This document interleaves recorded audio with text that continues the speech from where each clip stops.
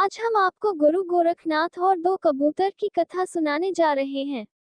आपको ये जानकर खुशी होगी कि भारतवर्ष ही वो पवित्र भूमि है जहाँ इस कलयुग में भी दो महान संतों ने जन्म लिया और वो दो संत थे आदि शंकराचार्य और गुरु गोरखनाथ।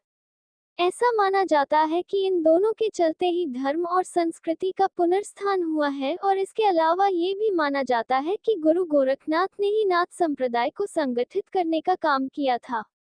इसी चलते गोरखजी महाराज को नाथ संप्रदाय का जन्मदाता भी कहा जाता है। गोरखनाथ जी के गुरु मच्छेंद्रनाथ जी थे जिन्होंने इन्हें शिक्षा दीक्षा दी थी।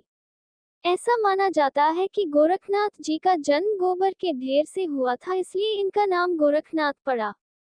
गुरु गोरखनाथ के वैसे तो बहुत सारे शिष्य थे, लेकिन उनका सबसे प्रिय शिष्य औघनाथ हुआ करता था जो अपने गुरु से कोई न कोई सवाल करता रहता था और गोरखनाथ जी उसे किसी कथा या कहानी के जरिए उसके सवालों का उत्तर दिया करते थे।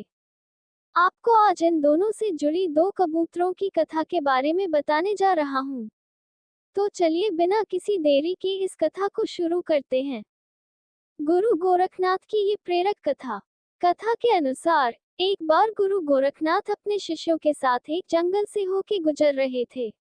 उस दिन कड़ी धूप की वजह से गर्मी भी ज्यादा थी, जिस वजह से कुछ दूर चलने के बाद गुरु गोरखनाथ जी ने अपने शिष्यों से कहा कि आओ इस पेड़ के नीचे बैठकर कुछ देर आराम कर लेते हैं, फिर आगे की यात्रा शुरू करेंगे।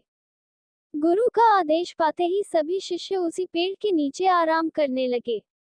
अभी आराम किए कुछ देर ही हुआ था कि उनके सबसे प्रिय शिष्य औघनाथ ने उनसे कहा कि गुरुदेव, हम सभी को दो कबूतरों की कथा सुनाइए जिसमें प्रेम के चलते पूरा परिवार नष्ट हो गया था। तब गुरु गोरखनाथ जी ने कहा, औघनाथ, अगर तुम्हारी यही इच्छा है तो चलो मैं सुनाता हूँ। फिर गोरखनाथ जी ने कथा कहना शुरू किया। पौराणिक समय में एक जंगल में एक पेड़ पर दो बहुत ही सुंदर कबूतर और कबूतरी घोंसला बनाकर रहा करते थे। दोनों एक दूसरे से काफी प्रेम किया करते थे।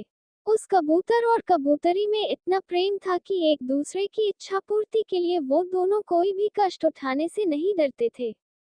इसी तरह समय के साथ साथ दोनों में प्यार बढ़ता गया और फिर शुभ समय आने पर कबूतरी ने दो अंडे दिए। उसके बाद अंडों की वो दोनों ही बड़े प्यार से देखभाल करने लगे और फिर कुछ दिन बाद उन अंडों से दो बड़े ही प्यारे बच्चे निकले।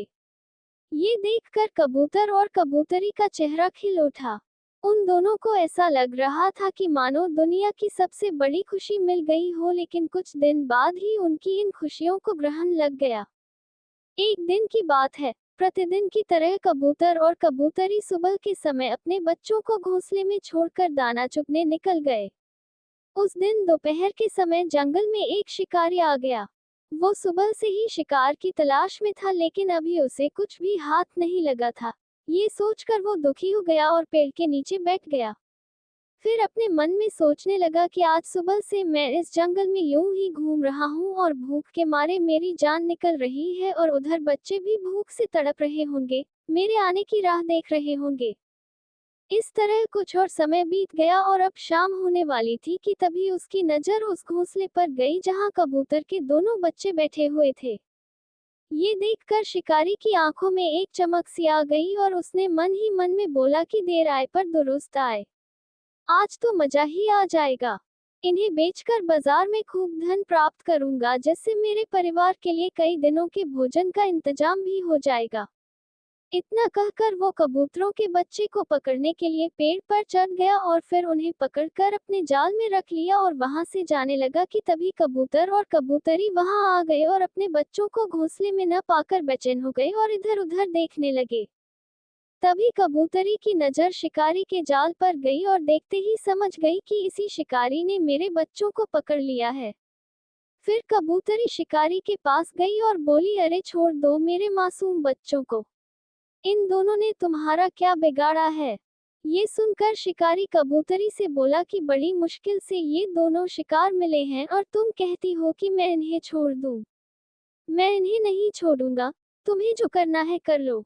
ये सुनकर कबूतरी बोली कि अगर तुम मेरे बच्चों को नहीं छोड़ोगे तो मैं इस संसार में जीकर क्या करूंगी। मैं भी तुम्हारे पास ही आ रही हूँ। इतना कहकर कबूतरी खुद उस शिकारी के जाल में चली गई। उधर जब कबूतर ने देखा कि पहले उसके दोनों बच्चे और अब कबूतरी भी शिकारी की कैद में है, तो भला मैं अकेला जिंदा रहकर क्या करूंगा। यही सोचकर उसने भी शिकारी से कहा कि रुको, मैं भी तुम्हारे पास आ रहा हूँ। इस तरह जहां एक तरफ पूरे परिवार ने आपसी प्रेम के चलते मृत्यु को गले लगा लिया, वहीं शिकारी ने उन चारों कबूतरों को बाजार में बेचकर खूब सारा धन कमाया। अर्थकथा के इस माध्यम से गुरु गोरखनाथ ने हमें ये समझने की कोशिश की है कि इस मृत्युलोक में हर प्राणी को उतना ही मिलता है जितना उसके भाग्य में लिखा होता है, और प्रेम से बड़ा कोई धन नहीं है।